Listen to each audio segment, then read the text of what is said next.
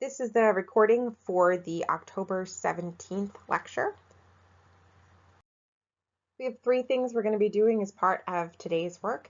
You're going to be birding on campus from about 8:30 until 10. You'll be posting an update regarding your birding experiences so far on Brightspace in a discussion board. And I have a recorded lecture for you on the finches, the swifts, the wrens, the kinglets, the blackbirds, orioles, and allies, and the swallows and martins. It's about an hour and 20 minutes long. The first group that I'm going to talk about are the finches. These are birds that many of you have seen already. At least you've probably seen a house finch. They're small to medium songbirds. Their bill is well known for being conical in shape. The cardinals and the finches have a very distinct conical bill, and one of the things that separates the finches from the cardinals is the fact that these are a little bit smaller, and their forked short tails are also very evident. Within the finch group, we find that males and females do have different plumages. Males tend to be more colorful, with females more on the drab end of the spectrum. This group of birds overall flies pretty fast, and their calls are high-pitched. They frequently are found in open forested areas or at the edges, but can be found in just about any type of terrestrial environment. There's a lot of variation in the finch family. The bill shape is different depending upon the type of finch that you're dealing with. The body size varies dramatically, and the plumage colorations will also vary considerably depending upon the one you're talking about. For the majority of the finches that found are in North America, they have a small range of the variation. If we look at finches that are found elsewhere, we will see that there is a greater range of variation elsewhere. To give you an idea of this great range and variation, consider the honeycreepers, which are related to a finch ancestor. The honeycreepers are, of course, found in Hawaii. For the bills, there is a tremendous diversity in structure. Generally speaking, the bill shape is going to reflect the principal food source that the bird eats. So for a bird like a pine siskin, who has a thin and pointed bill, it may be useful for probing into small areas, eating insects, whereas the rosy finches tend to have a more conical shape, and that's going to be more useful for eating seeds and berries, whereas the pine grosbeak has a stubby beak that's a little bit more hooked. That's going to be related to prying into pine cones and other types of structures. The honeycreepers have the most variations in the size and shape of the bill. Some are specifically suited for insects, others closer to nectar suitifications. And then the crossbills, which you'll see a couple slides from now, have a bill that is in fact crossed, where the top part goes one direction, the bottom goes another, and instead of touching at the end, they actually overlap. This allows them to pry open conifer cones, the scales off of a pine cone, in fact, they're able to pry open into. This group does contain sexually dimorphic plumage. Males tend to be yellow, orange, red, and pink, and females tend to be more drab in the brown and beige and gray tonations. And females on average are slightly smaller than the males, about 5% smaller. The only bird that we see in this group that does change its plumage seasonally, meaning that it changes into different colors seasonally, is the American goldfinch. The other males are going to retain their colors mostly year-round. But that doesn't mean that there's not considerable coloration difference. As a matter of fact, you see at the bottom of this slide a picture of house finches. You notice that one is more red, another is more yellowish brown, and some of you may have already noticed this already. It can be very difficult to tell the exact difference between a house finch and a purple finch because finches have a great variety of color. With the finches and the crossbills, we believe that the differentiation in color is due to age, geographic origin, as well as diet. Seems to be that eating certain types of flowers or insects can change the amount of pigment in certain birds' feathers. And the crossbills themselves are quite interesting, with 9 different forms of red crossbill in North America alone, which in fact is what is on this slide. You can see the crossbill at the top of this slide, as well as pictures of the crossbill beaks at the bottom with the pine cones that they eat from. And if you notice closely, you'll be able to see that bill really is overlapped at the end. The bill size and structure, not C's as it has there, but size and structure tend to reflect the preference for the different types of cones that these birds eat from. The larger and stouter the bill, the harder and larger the type of pine cone is that it eats from. These tend to be actually pine trees then that it eats from. Those with a smaller bill tend to eat smaller cones found on spruces, fir, and hemlocks. We find, though, that the different forms do overlap. They do perhaps have originally different geographic ranges, but because they're prone to wandering, they do overlap. So you may find more than one type of crossbill in the same area. However, these different forms will not readily interbreed, which makes us wonder whether or not they should be separate species, or should they be subspecies? We know that they tend to have different calls and that they tend to stay with their form, but is that enough to make a species, simply because they then choose not to interbreed? So far as we can tell, the differences between them are fairly slight, and their flight calls are learned. So it's not that they are born with different calls, they do happen to learn these different calls. And while we didn't think it was possible, a number of mixed form pairs have been found, where a male is one form and a female is another, indicating that while they do not freely interbreed often, it is possible, and thus separating them into separate species would not be a good idea. Most finches tend to prefer open forests with trees that are widely spaced apart. They like forest edges and interior, as opposed to interior, and this is likely to do with the high availability of food, as well as a good location between food and a hiding place. They do not take refuge in tall grasses like sparrows do, though. So they're always going to want to be someplace near an edge that puts them near a tree or a shrub. The pine siskin and the crossbills prefer dense forests, in part due to the fact that what they tend to eat, the pine cones, and other types of conifer cones tend to be found in dense forests with canopy structures. Goldfinches prefer open shrublands, and for some of you may be a common backyard bird, whereas red poles tend to be found in taiga and open country areas. Most of our finches are going to eat seeds and flower buds and tree leaf buds, and generally they feed their young regurgitated seeds. They tend to feed on seeds of trees, wildflowers, and shrubs, with very few varieties ever taking grass seeds. Arthropods, and especially the soft larvae, are taken when they are available. That's the idea of an opportunistic basis, particularly in the warm months. And we find that these birds are highly gregarious in all feeding seasons. So they'll feed in large groups, even if it's the breeding season. There's no real concern about getting enough food for my offspring. Females will dominate these groups and will be the dominant ones during the breeding season because there is a social dominance. That may well have to do with how much the female needs to eat in order to produce good offspring for the males. They may be allowing themselves to be subordinate in that hierarchy structure. And the picture at the top shows what is known as relatively normal finch feeding. They consume seeds while these seeds are still attached to trees and bushes. They're not going to choose to eat those on the ground given an option. And you will see them sometimes hanging slightly upside down or perched on top of flowers, trying to eat from them. Goldfinches will eat from thistle flowers.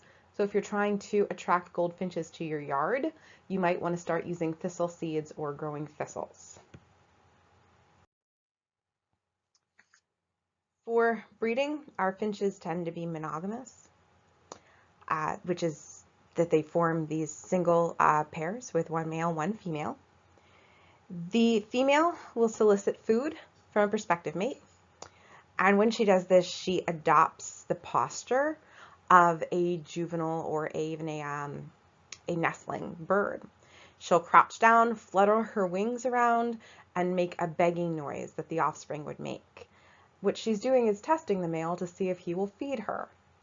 And the males will in fact mock feed, where they'll pretend that they're feeding her, or sometimes they will even regurgitate food into her mouth. When this happens, the female may then choose to mate with this male. She sees that if he's taking care of her, he's likely to take care of their offspring. The male, when he has found a female that he's interested in and she's interested back, will actually fly around her in circles, so whatever tree she's on, singing loud songs. What that male is doing is not defending the tree, he's defending his female. He's trying to make sure that no one else takes her. And we find that males are very aggressive to other males that are found near their female during nesting. Otherwise, they're really tolerant. The concern is just that this is my female, we're building a nest, we're going to have offspring together, please leave us alone. During the breeding season, though, males will even join in feeding flocks, so it's just that time period where they're setting up breeding that seems to be problematic for males being together. The male will show interest in a nest site, and he'll even bring the sticks and other things to build the nest with. But the female is going to pick the exact nest location, and she will build the nest. What I find interesting is that the male finches will continue to stay with her as she is building the nest. As a matter of fact, they're known for perching next to the female and singing to her as she builds a nest. So they may be actually right next to her as she's doing all of the nest construction, but they leave nest construction completely to the female. The females are in charge of incubating the eggs and brooding the young, and she will rarely leave the nest during that incubation time period. During that time, the male will actually go out and forage for her and return and bring her food. That's one of the other reasons it was important that she'd see that he would be a good provider during the setting up of a breeding pair bond. And she will stay with the young almost entirely as she is brooding them. It takes until about age 4 or 5 days for the female to actually leave the young. So she is with the young this entire time. Even after the young get to leave the nest, it still takes another 15 to 30 days of parental involvement for feeding them. During this time, the female may leave to start a new brood, but she may frequently stay with the male that she is with.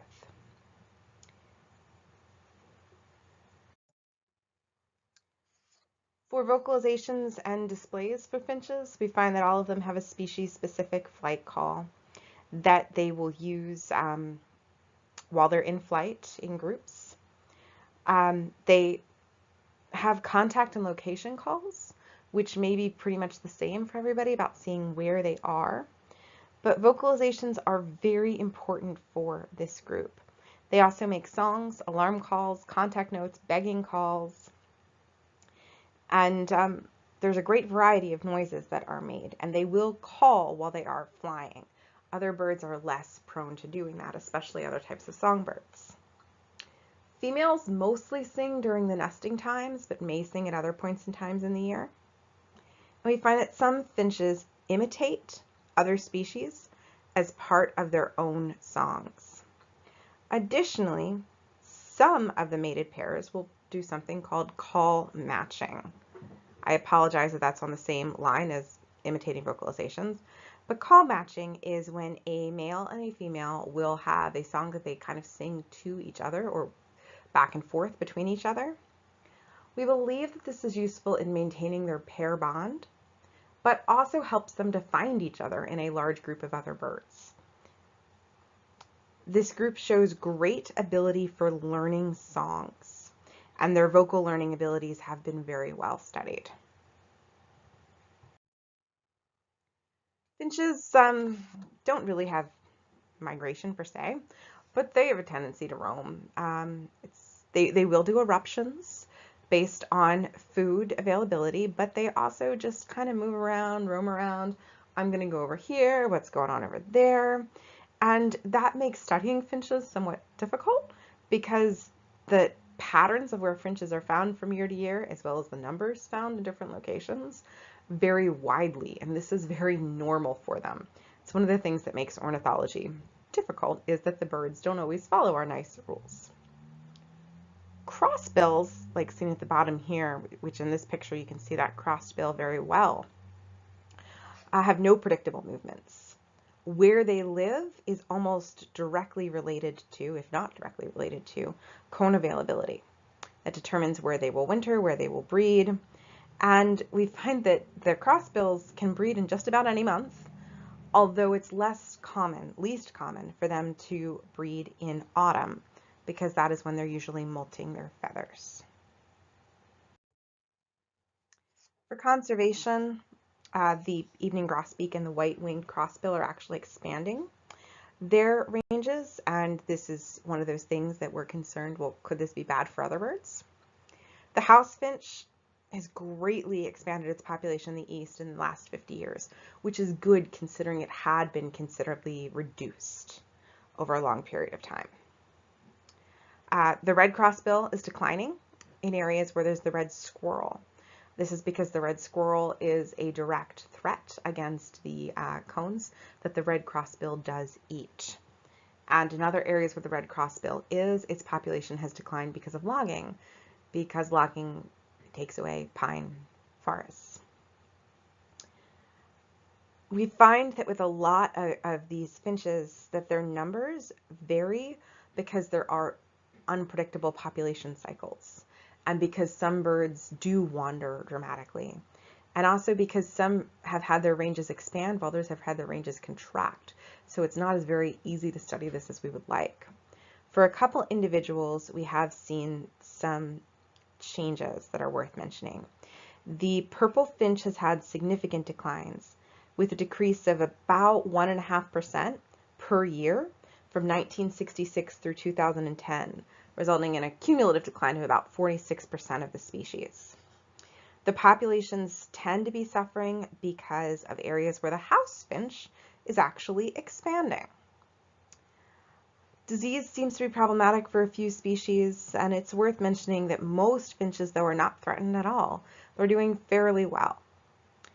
The Lawrence's subspecies of the goldfinch is a subspecies of concern because its population size is less than 200,000, and because it roams around a lot, making its study very difficult. It's considered very erratic in its movements, and it is seen then as a bird that is expected to be declining on the Audubon watch list for bird species. We probably can't finish talking about finch conservation without mentioning some of the exotic finches. Most of you are probably aware, if you've ever been to a pet store, that birds are imported regularly for the pet trade. Hundreds of thousands of birds are imported every single year. And most of the ones we find are actually finches or finch-related birds. And that means that it could be any of several different bird families who eat seeds.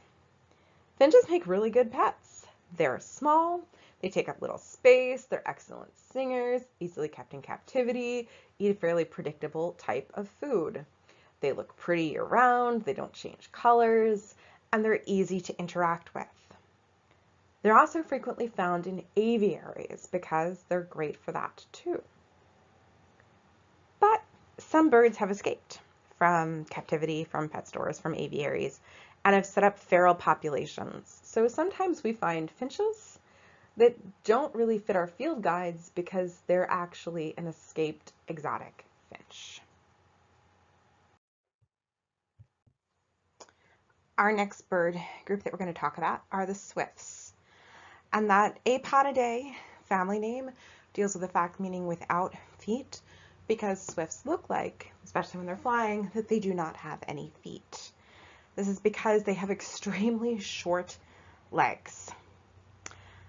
Many of you should have seen swifts by now, even if you haven't realized it. I know I've seen them on campus. I believe Cody has as well. They're frequently found on campus during the fall. These birds are black to dark brown. They have white and gray patches on them.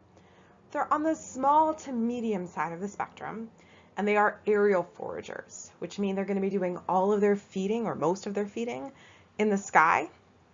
Their wings compared to their body shape are quite long, and they are sickle shaped. The shape you see of the swift in the picture on this slide is very common for their body structure. These birds are well adapted for spending their lives in the air. They capture food, they bathe, they drink water, sometimes mate, and may even spend the entire night in the air. So they're very well adapted for that type of lifestyle. They're found from deserts to tropical forests, and they do well in canyons, mountain forests, and urban areas. These swifts are, surprisingly, most closely related to hummingbirds. And when you look at their wing structure, you can see that great similarity there. But superficially, they look like swallows, which will be the last group for today. They forage for flying insects, but swifts are much faster. They have narrower wings, and they're not passerines. So they're not part of our perching bird group, which the swallows are part of that group. Because swifts do not perch. They only rest at their nest or their roosting locations. And the difference between a nest and a roost is that the nest is where you are raising your young, but a roost is going to be an area where you're going to go to usually in your non-breeding time and rest with other adults. And there are 3 subfamilies of the swifts that we're going to go through. This just shows you an idea of what some of the swifts would look like that you could find around here. I've seen chimney swifts very, very often.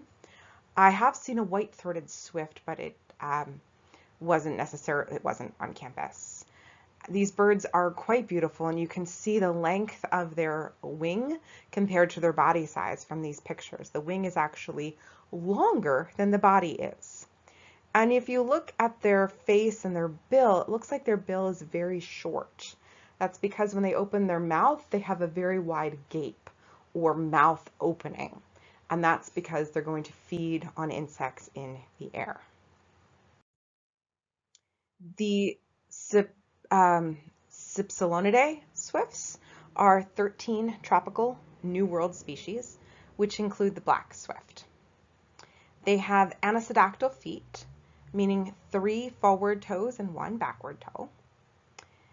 They eat lipid-rich or fat-rich insects, their favorites being the winged ants and the termites. And they forage for these insects pretty far from their nest colonies. The nests themselves are like the one you see in the picture here. They're made on dark rock surfaces, either on or behind waterfalls, and they use moss to construct the bird nest. They have the ability to store a lot of food in their esophagus, and they only return to feed their chicks 1 to 2 times a day. And when they do so, they will regurgitate that food, usually winged ants and termites, for their nestlings. The Chantronnay swifts include the spine-tailed swift, the chimney, the box swift, and the swiftlets group.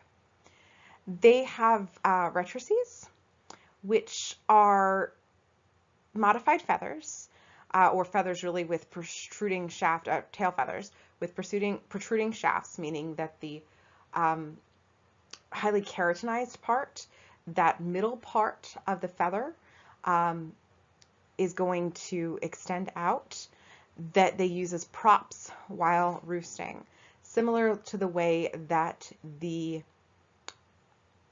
woodpeckers use their tail as a prop. They also have the anisodactyl feet. They're generalist foragers. They are not as specific in what they find for food, and they will search for food over a large area, usually miles at a time. And they are the opposite. They do not hold on to food for a long period of time. They, in fact, will return to feed their nestlings 1 to 3 times per hour. And the last group are the Oct17 swifts, which have a laterally grasping foot so that they can cling to the roost or the nest. They scream as opposed to call, and the common swifts and the white-throated swifts are in this group. They're generalist foragers, searching for miles at a time, and they also feed their nestlings 1 to 3 times per hour. For food, they prefer aerial arthropods, usually insects, but also ballooning spiders. You might be wondering what a ballooning spider is. These are spiders that are using their silk or their web to try to catch a gust of wind to move them from place to place. They make a great food source for the swifts. These birds are well known for exploiting temporary prey concentrations. They're going to focus on the nuptial flights of termites, ants, and mayflies as the type of food to eat. But they'll take just about whatever is available and of the appropriate size, food-wise. They aggregate at food sources with swallows, and they generally will not feed at nighttime, which nighthawks and nightjars will, which we'll talk about next. On Thursday. The only way that they will do that if it's an area that is well lit. The aerodromous swifts can use echolocation to find insects, but they seem to be the only part of this family that can do that. For breeding, it depends on the type of species that we're dealing with.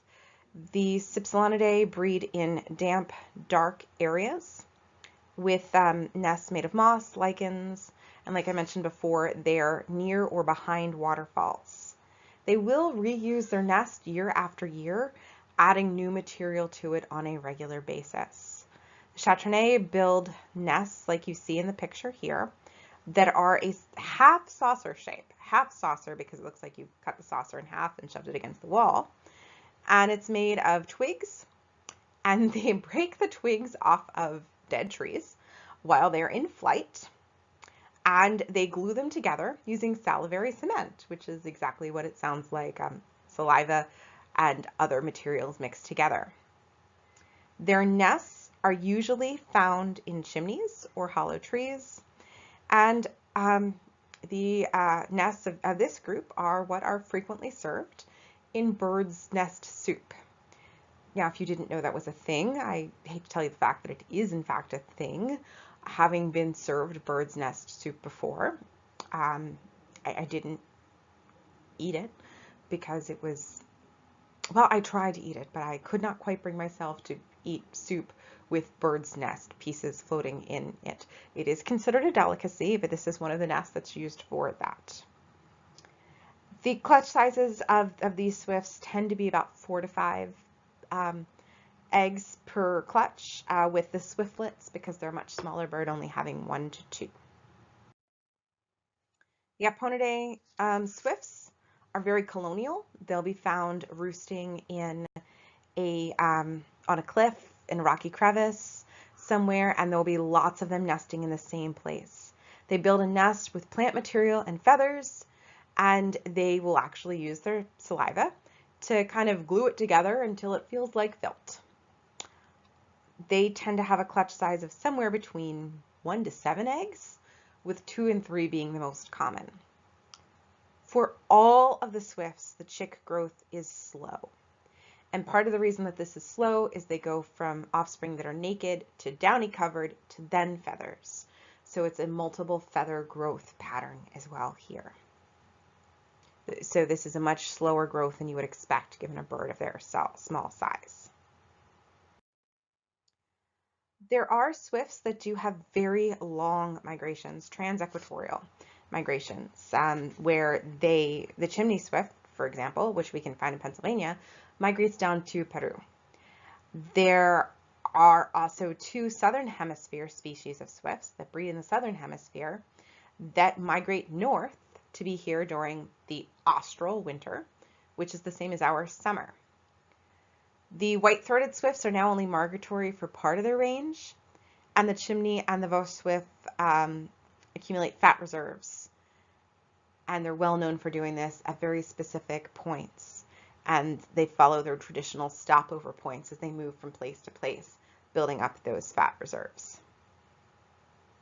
And one of the things that is driving the migration patterns here and the changing in them is the availability of insect populations. Many swifts live in close association with humans. Because of this, they've been really well studied. The chimney swifts, not surprisingly, could live in chimneys. Um,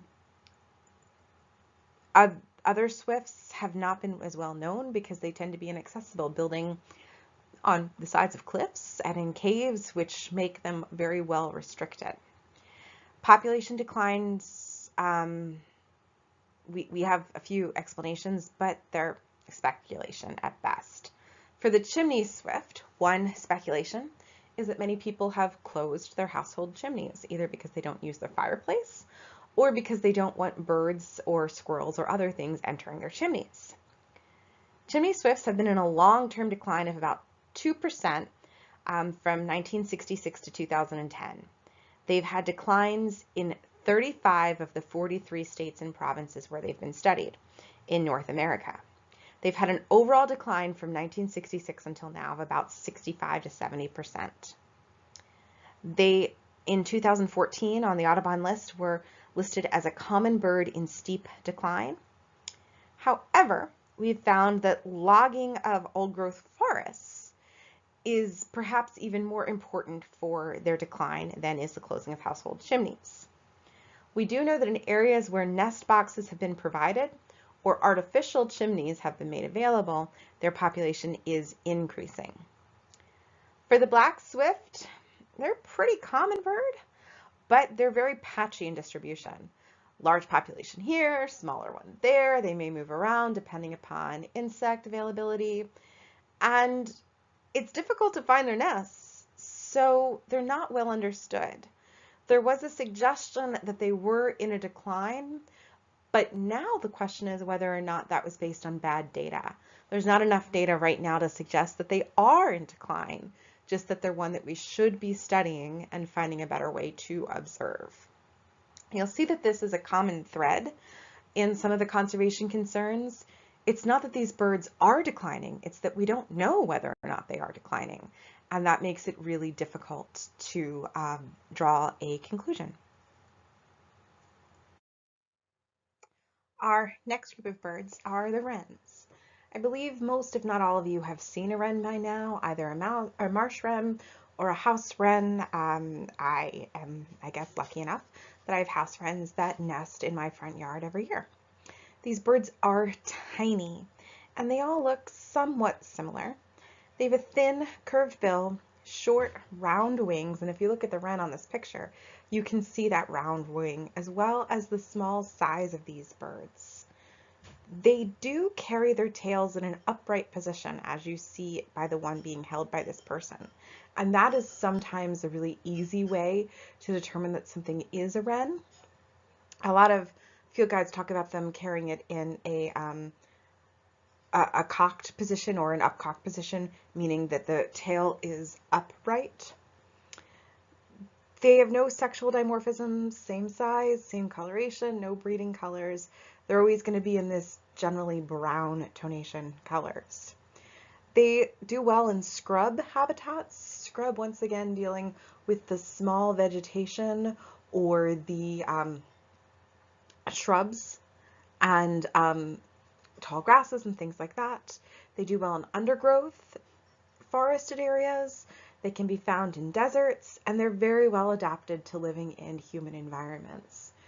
My house wren nests in a maple tree, and it spends a lot of time foraging on and around my garden, as well as my two neighbors' gardens. It likes the azalea bush as a place for cover. It digs through mulch looking for insects, and wrens are usually very fast-moving birds as well. For foraging, they are primarily insectivores, meaning that they are insect eaters, and they're very active.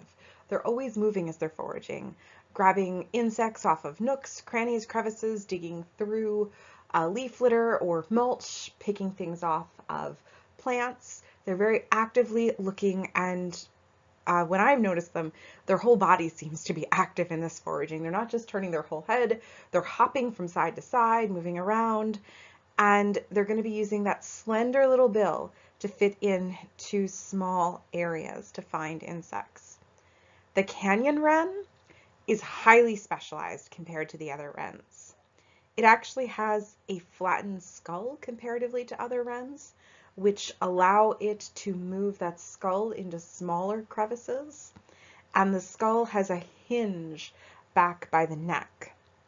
The bill is very thin and highly elongated compared to most other wrens. And this allows it to stick its beak into and allows it to feed from rock fissures, like you see in this picture here, these small gaps between rocks or the cracks in a larger rock.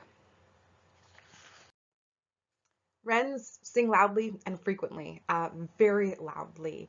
The wren in my yard is much, much louder than the sparrows are. A higher pitch noise too, and I remember one of the first times that any of my family members were there when they heard it sing. My mom was nearby and she said, "Wait a minute, what bird is that? That can't possibly be the little bird in the tree. That is way too loud for that." And it's true with wrens. They do have a very powerful singing voice. The size of their song repertoire varies from 3 songs to 219 songs. That may seem a little ridiculous, but that is the marsh wren has a vocal repertoire of 219 songs. And it appears that the male marsh wren does not randomly pick one of those 219 songs. As a matter of fact, it sings them in a specific order, and different orders have different meanings. The size of that song repertoire may be related to sexual selection. Because the males look exactly like the females, they have to have something to prove that they are the best one to mate with. And if you look the same, and if your territories are all somewhat similar, the best thing you can do to impress another bird is to have a really amazing singing voice. The male Carolina wren is very different from the marsh wren. As opposed to having a lot of songs and picking them in a very intentional way, the male Carolina wren sings the same song over and over and over again between 5 and 250 times before switching to a new song. We find that they switch more often if they have a close by neighbor. Now, those of you that have found some things that you've done in science kind of boring, think for a moment. Imagine being the researcher sitting there next to the male Carolina wren, counting, was that 248 or 249 times he just sang that last passage. For a couple of you, this probably sounds really exciting, but for most of you, it would be very frustrating. And just keep that in mind as you're thinking through some of the behaviors. This required people out in the field learning how birds work. If you're lucky, maybe you could observe them from your window, but for the most part, it means being out where the birds are in order to find out how they live. Female wrens will sing. They sing for territory defense, but they also sing duets with their male mate.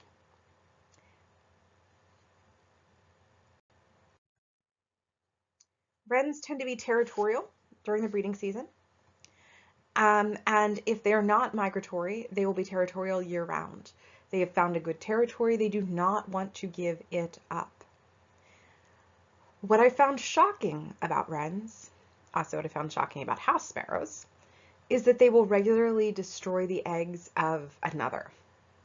This may mean for the wrens of another wren or of another species. And with house sparrows, they will wreck the nest of a wren if they want the same location where the wren is nesting. We believe they destroy eggs because they are competing for nesting sites. And if I want the site where you are, the best way to get it is to destroy your nest with your eggs, because you'll have to start over. But also to reduce the amount of competitors there will be for the food supplies. You want to make sure your offspring have the best shot, so you need to make sure you have the most food. The nest complexity for wrens varies very remarkably so. Some of them are tight, well-woven structures, like you see in the top picture here, where they're woven together, and it's weaved, really, of grass. Others are grasses and feathers stuffed into a hole, like you kind of see at the bottom here. And we find that both sexes will contribute to the building of a nest. The complexity of the nest depends in part on where it is built. If you're building it in an area where you're needing to weave it out of grass, then it will be more complex than something that you're building inside of another structure.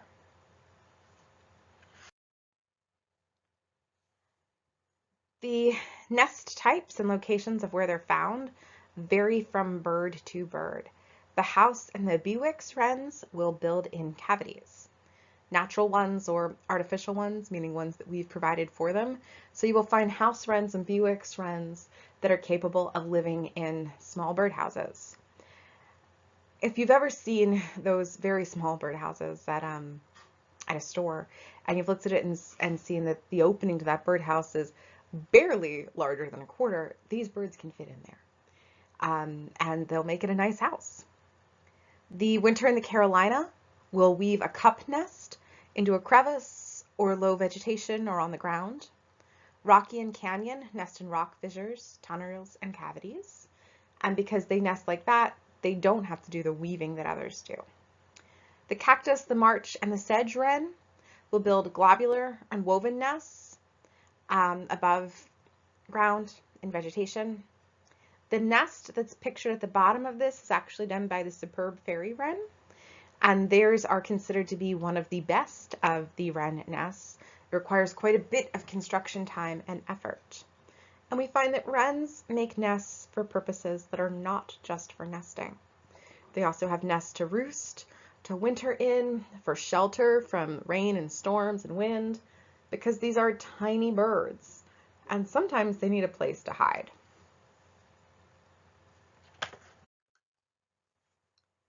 They lay anywhere from 3 to 10 small eggs, less than an inch in size. You can see the eggs compared to, I believe it is a dime there in the picture.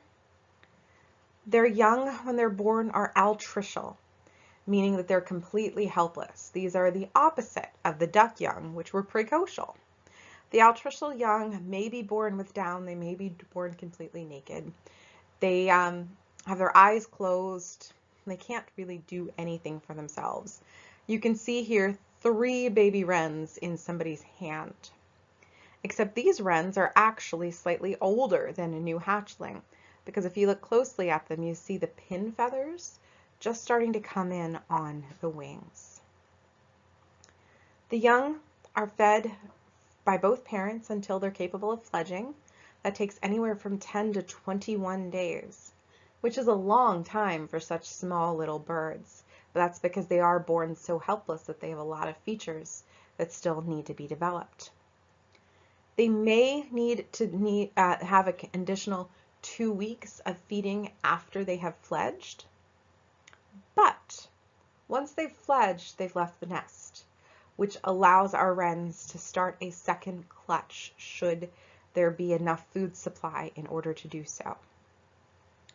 We find that wrens that are in temperate areas, like here, will breed their first summer as an adult, so when they're 1 year old. But those that are found in the tropics will help their parents as cooperative helpers for the first few years, and then will wait to breed.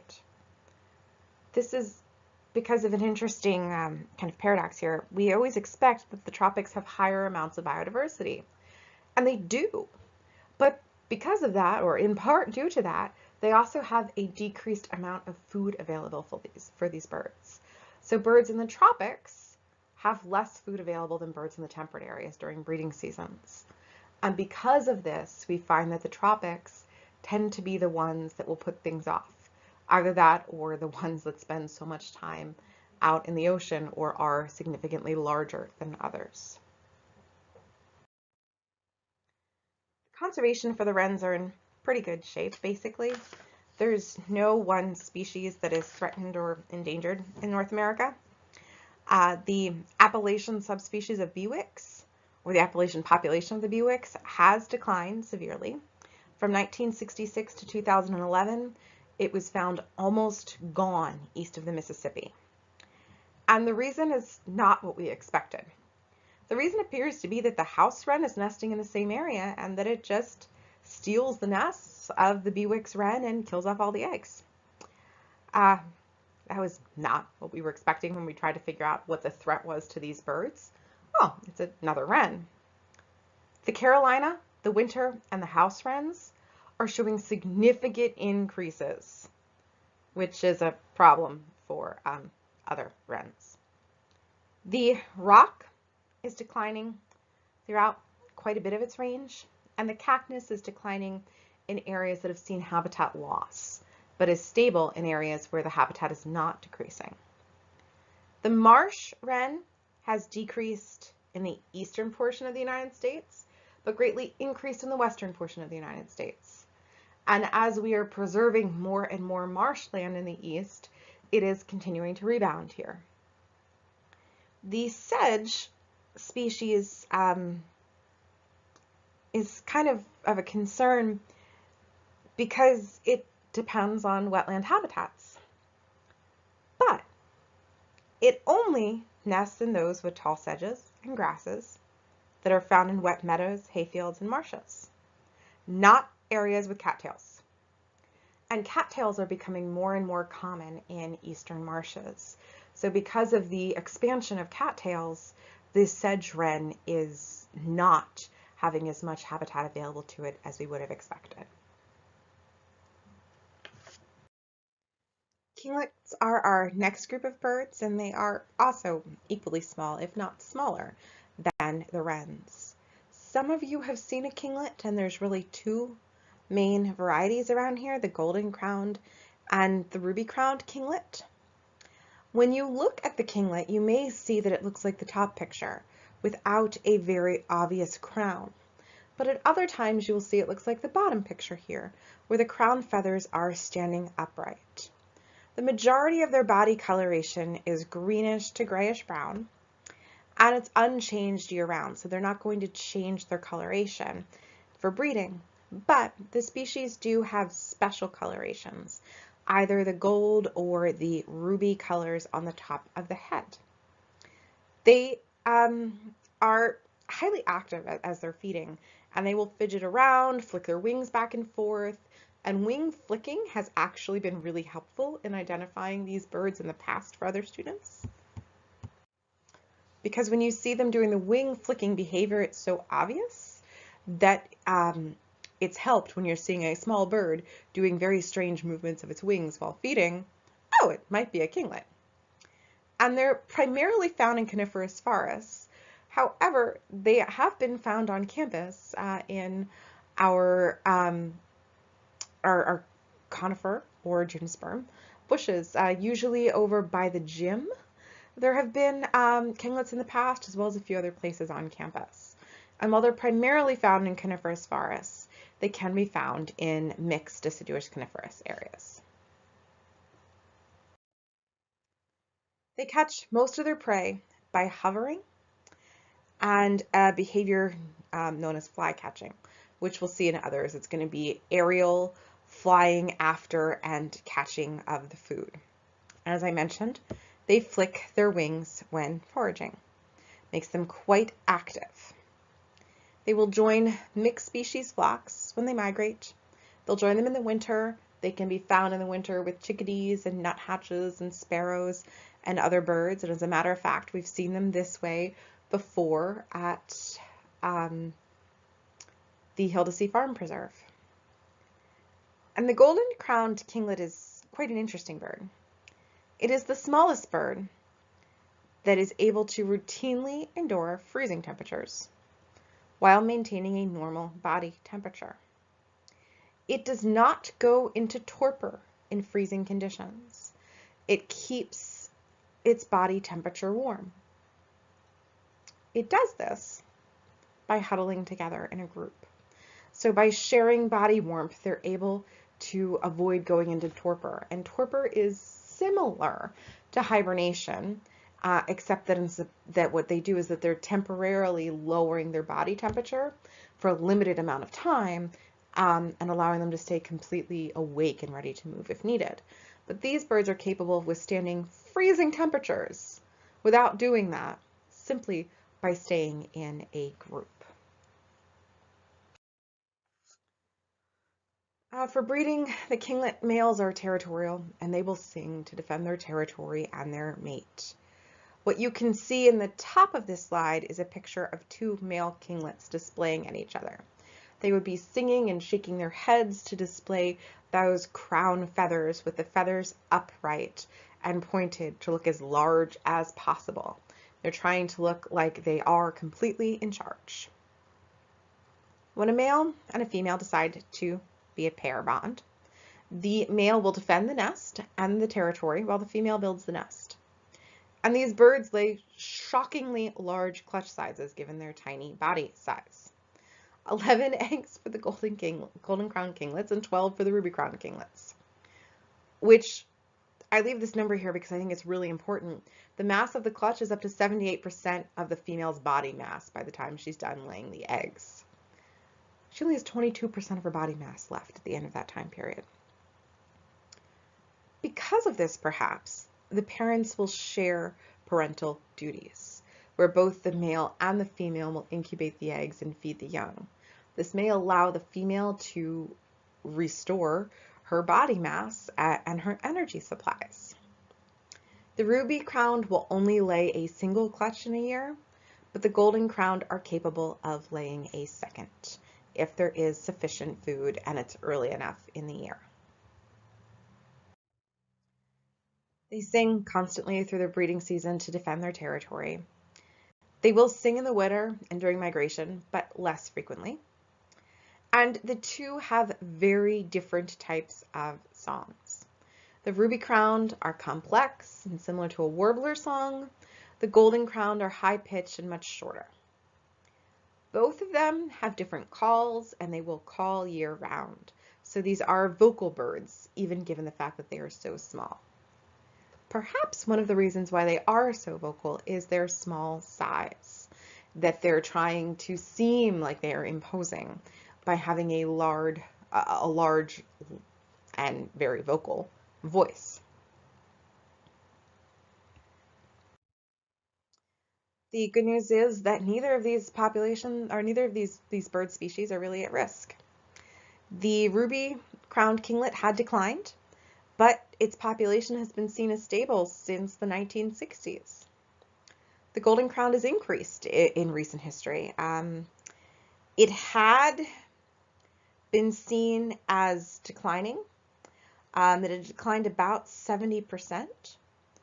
However, what we're finding is that reforestation of the spruce is helping on the eastern side of the country, and that's balancing the declines of that close to 60–70% that had been seen in the west.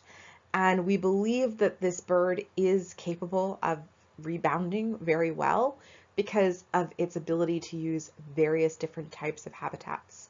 And that might be also why it's naturally able to repopulate its populations to the west. Our next group are the blackbirds, the orioles, and the allies, also called the icterids. These birds are sometimes entirely black.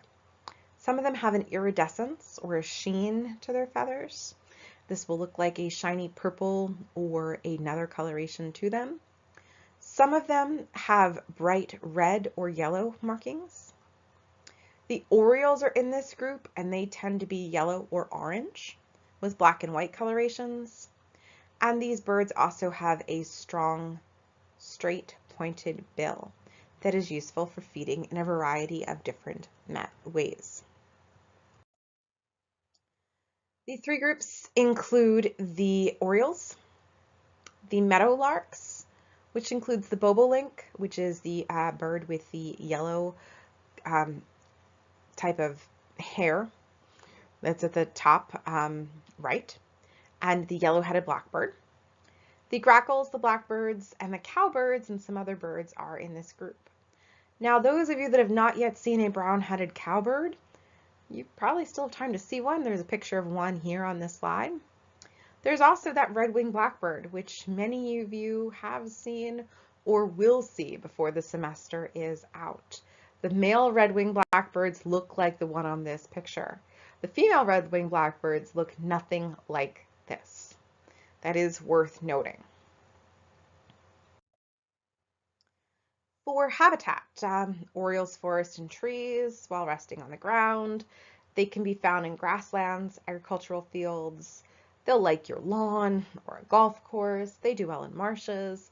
They can have a habitat in just about any location. The brown-headed cowbirds prefer to use the forests because they parasitize the nest of forest birds. They will breed early in the day so that they're foraging later in the day, kind of the opposite of the birds whose nests they're going to target. And the orioles breed and forage in forests, but are found in open woodlands. The picture at the bottom of this screen is a brown-headed cowbird, male, and a brown-headed cowbird, female. Notice the striking difference between the male and the female of this species. This is not uncommon in this group. Orioles are considered insectivores year-round. They will eat mainly insects, whereas the other icterids eat insects during breeding, but when they're not breeding, they will adapt to fruit and grain, with bobolinks well known for raiding rice fields during migration time periods. The musculature of the bills of these birds is pretty remarkable. It's similar perhaps to some of the sandpipers in that there is a lot of musculature around the bill. What this allows them to do is to insert the bill into the ground or into a ground surface and open it widely, creating a very large hole. We call this gaping ability. And the birds in this group that are more prone to be doing this have the strong, long bills. So things like our meadowlarks, not our cowbirds. Most of the birds here will also have strong, thick legs.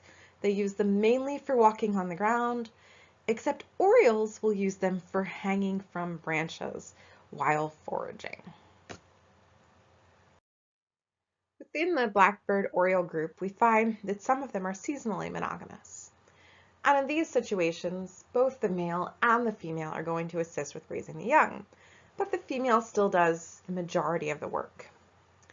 Whether or not these birds are very territorial is going to depend upon the quality of the habitat. If a habitat is high quality and there's lots of food available for everyone, there's no need to be territorial. If it's of medium quality with not a lot of food, you're probably going to be quite territorial to make sure you get enough food. If it's a really bad area, you're not going to be territorial at all because it's not worth guarding your food. It's worth going to try and find some other food. So some are seasonally monogamous. And they may have really amazing nests like we see with the nest at the top. And the one in the picture is the Baltimore Oriole with the nest that they make. You'll find that some of the other nests are very normal, like you think of a bird's nest, but others in this group are quite impressive with these cup-like or hanging nests.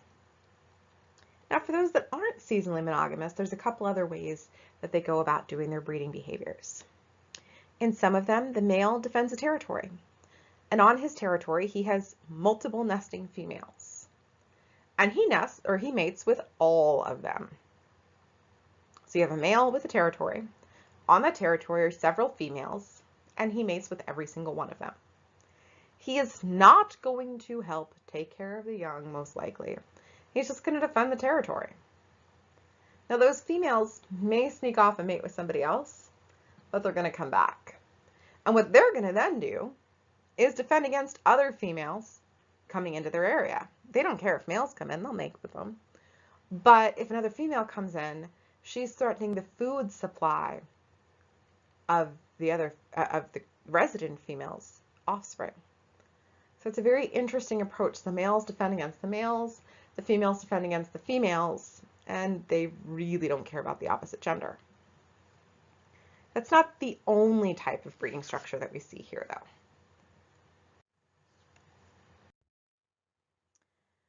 There's also a variety of help that can be seen in males that are polygynous. Sometimes they'll help with the fledglings. And why might they help with the fledglings? Well, by that point in time, everybody's had their offspring already. There's not likely to be a female coming around trying to build a new nest, so it makes sense to kind of help with your offspring while you don't have anybody else to mate with. Additionally, if you're helping with all your offspring, the odds of another bird coming in to steal your territory are pretty slim. So it's a good time to sort of pitch in and help with the offspring. This type of structure is really common in the red-winged blackbirds. And there have been studies done to determine exactly why a female would choose to be a part of this type of a harem structure. And we do consider this to be a harem structure. You have a male with a territory and a lot of females that are on his territory. And the studies seem to show that you could be the primary female or the top female on a poor quality territory. But that may mean that you're doing as well, or maybe even worse, than if you were the second or the third female on a high quality territory. So the females are trading their rank down to get a better territory, because what they're really looking for is the best way to get the most food for their offspring. And if that means they're going to be the second or the third or the fourth female on a good territory, they at least know there's food available to their offspring. And that is really meaningful.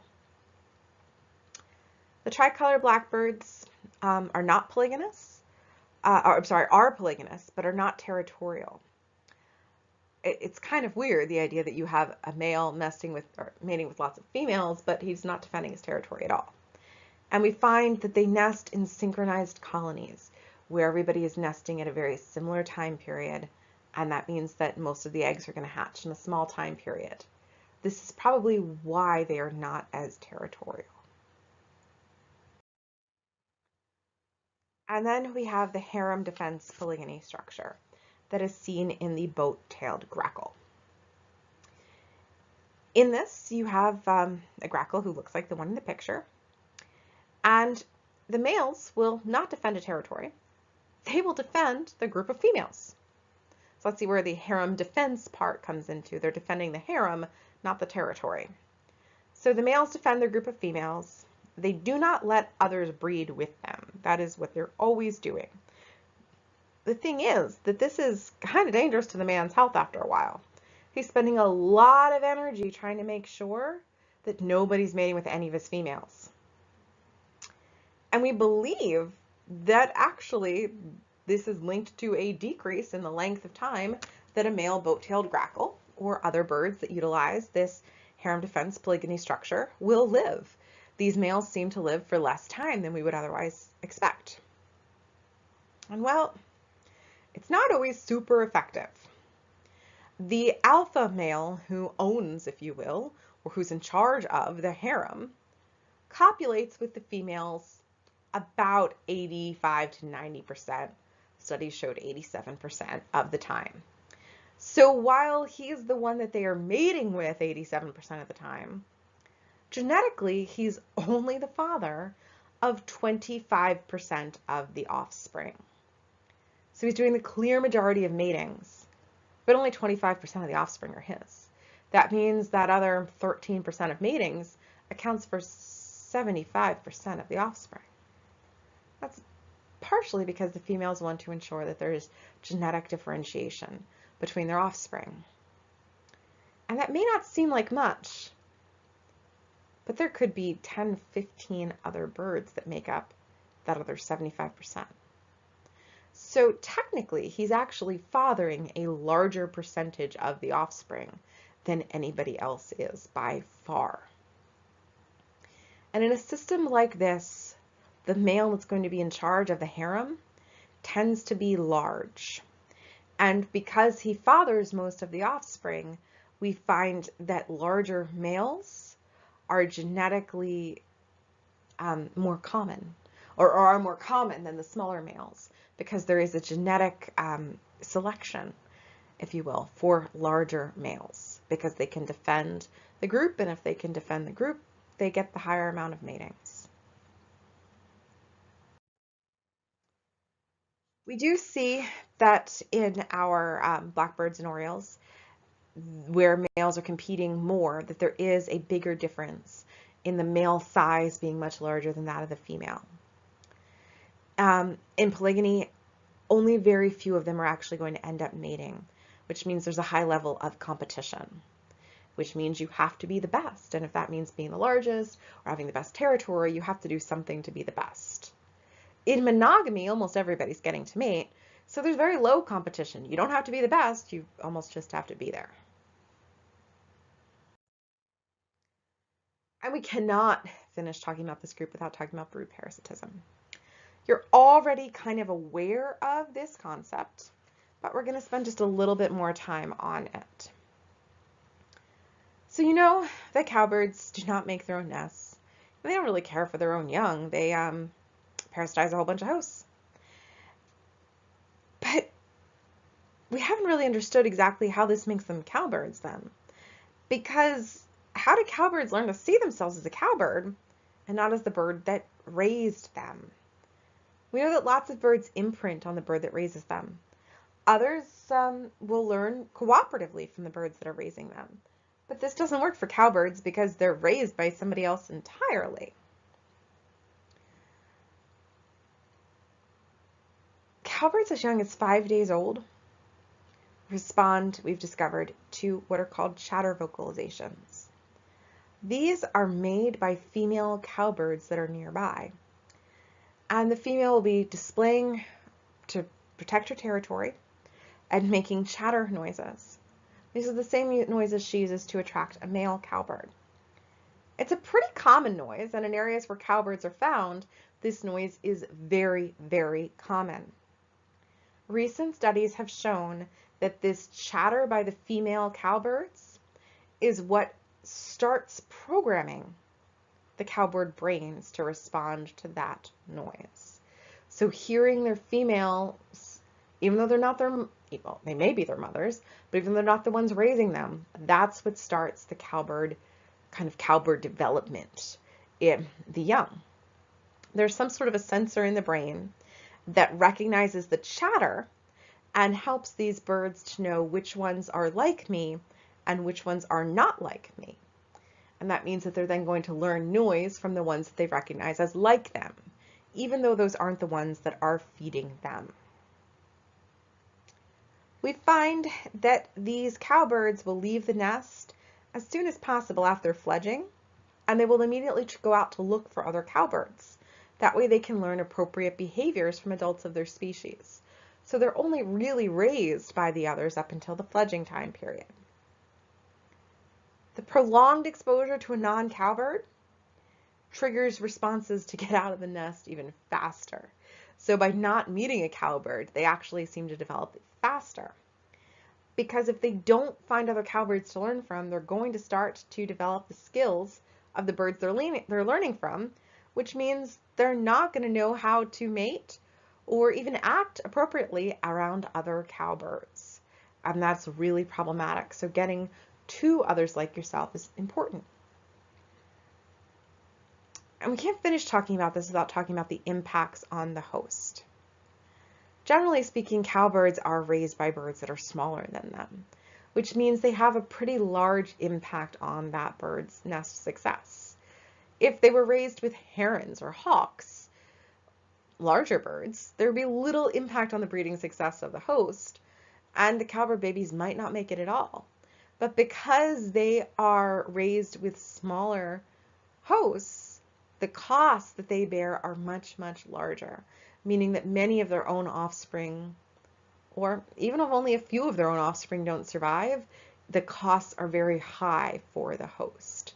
Some of these hosts, that may be why they lay 2 clutches of eggs, because if they lose the first one, or even some of the first one, they have the opportunity to raise a whole another second set to make up for that loss due to cowbird.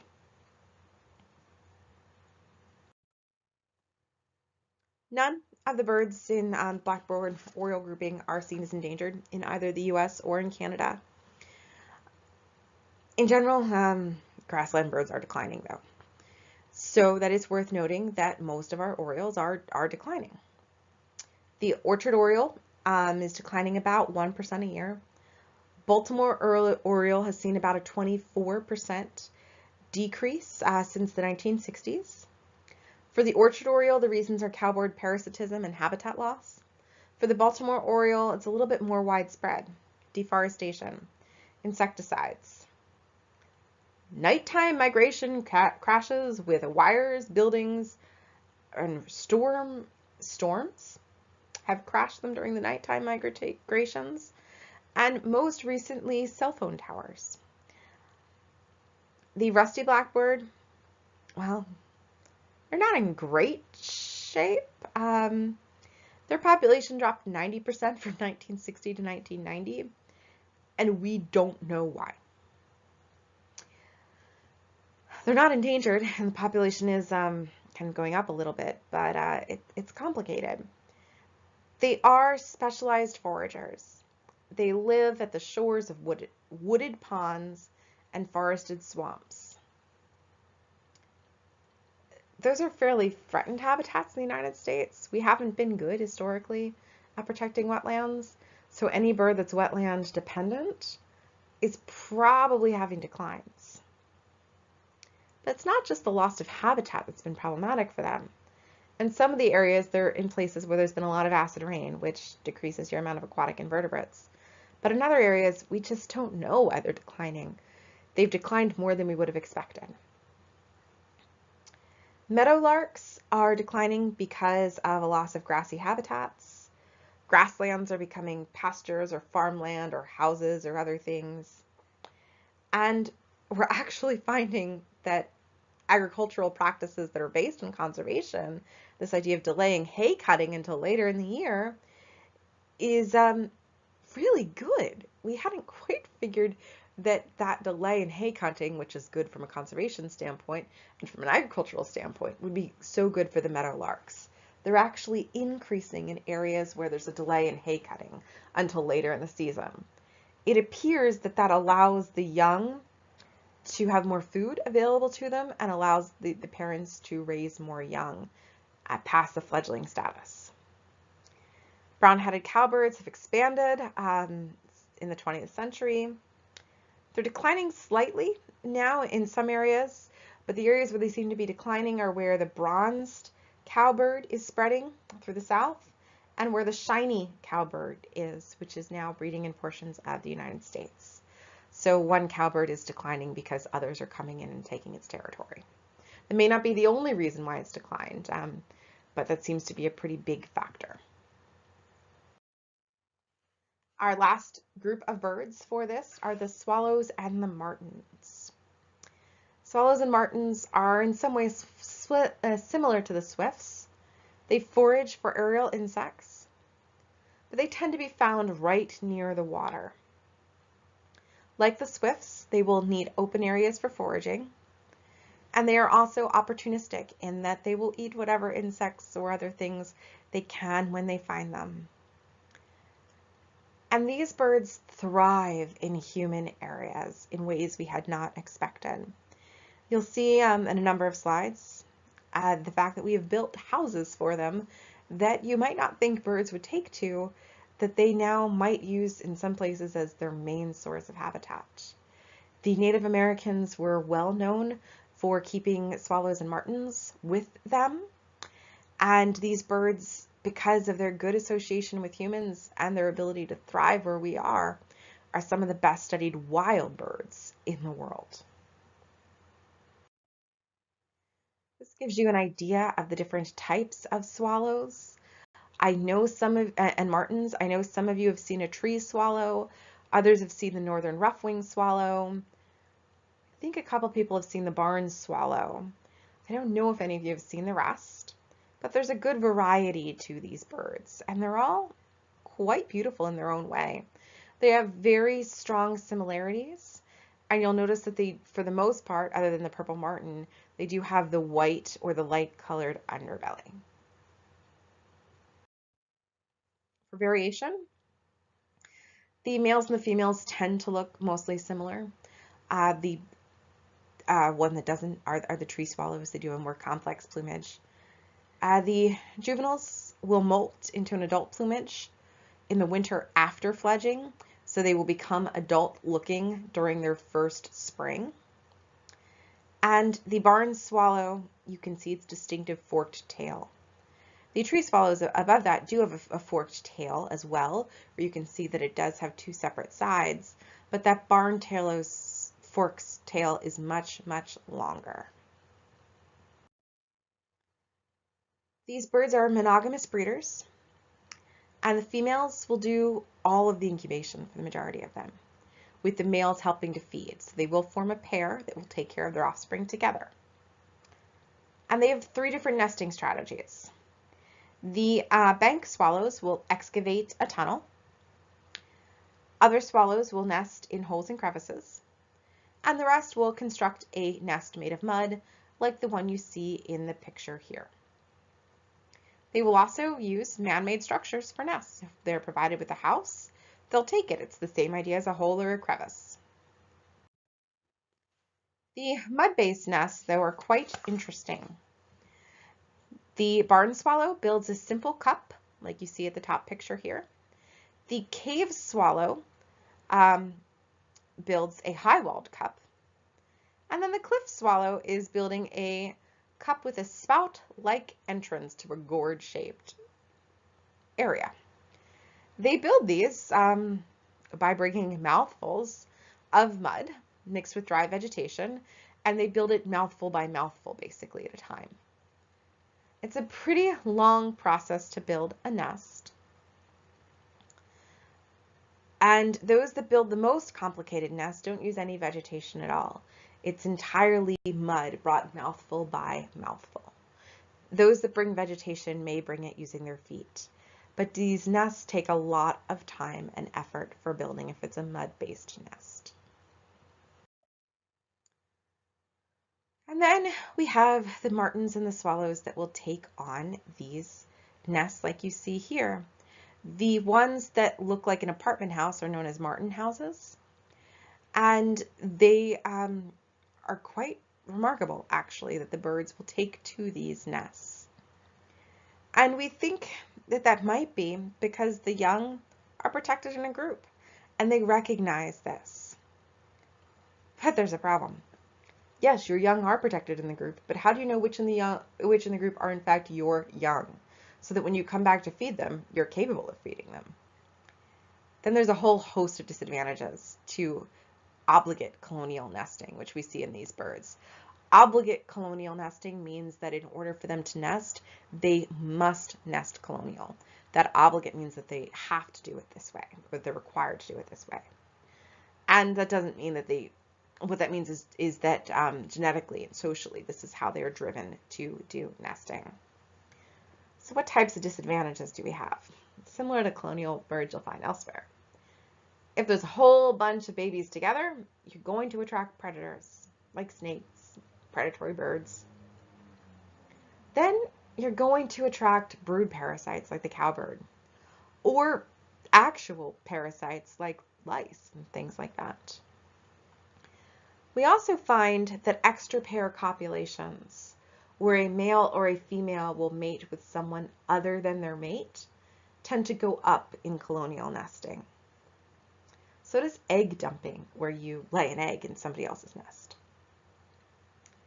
Parasites like lice will move quickly through a colony here.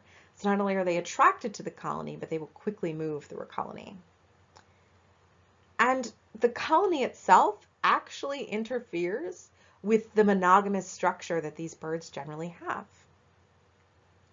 So instead of having a colonial structure like this house, it might be better to have individual nests with spouts.